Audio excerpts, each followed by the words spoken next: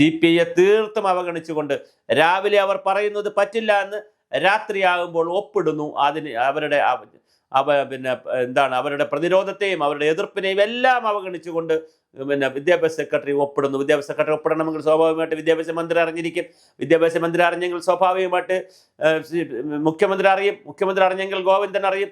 ഇങ്ങനെ ഒരു ശൃംഖല. ഇതിനിടയിൽ MA ബേബിയായിട്ട് സംസാരിച്ചിരിക്കും. MA ബേബി പക്ഷേ രാവിലെ പറഞ്ഞു ഇത് പറ്റില്ല എന്ന് പറഞ്ഞതാണ്. എന്തായാലും വലിയ ആഭ്യന്തര കലാപത്തിലാണ് ഇടതുപക്ഷ മുന്നണി പോകുന്നത്. ഇനി കോൺഗ്രസ് എടുത്താലും സ്ഥിതി മെച്ചമല്ല. അവിടെ KC വേണുഗോപാൽ താഴേക്ക് വരുന്നു. അതുണ്ടാക്കിയിട്ടുള്ള ഒരു റെഡ് അലർട്ട് പ്രശ്നങ്ങളുണ്ട്. VD സതീശൻ റെഡ് അലർട്ട് പറഞ്ഞു. അത് മഴയെ ഉദ്ദേശിച്ചാണോ അതോ അന്തരീക്ഷത്തെ ഉദ്ദേശിച്ചാണോ പാർട്ടി ഉദ്ദേശിച്ചാണോ എന്തിനാണ് അദ്ദേഹം റെഡ് അലർട്ടിൻ്റെ കാര്യം പറഞ്ഞു എന്ന് ഇപ്പോഴും ചർച്ച വിവാദം തീർന്നിട്ടില്ല.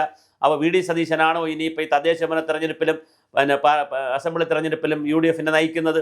അതോ രമേശ് ചെന്നിത്തലയാണോ? അപ്പോൾ അത് കഴിഞ്ഞിട്ട് ഇപ്പോൾ രമേശ് ചെന്നിത്തല പ്രസ്താവന ഇറക്കാൻ അദ്ദേഹത്തിൻ്റെ മാതാവ് നിര്യാതയായി. അപ്പോൾ അതിൻ്റെ ചടങ്ങുകളും കാര്യങ്ങളൊക്കെ നടന്നുകൊണ്ടിരിക്കുകയാണ്. അപ്പോൾ അത് കഴിയുമ്പോഴായിരിക്കും അദ്ദേഹം കുറച്ച് സമയമെടുക്കും. കാരണം സ്വന്തം മാതാവാണല്ലോ മരിച്ചുപോയത്. അപ്പോൾ അതിൻ്റെ ഒരു കുറച്ച് സമയമെടുക്കും. വലിയ വൈകാരികമായി ബന്ധം ഉണ്ടായിരുന്നതാണ് അമ്മയുമായിട്ടൊക്കെ.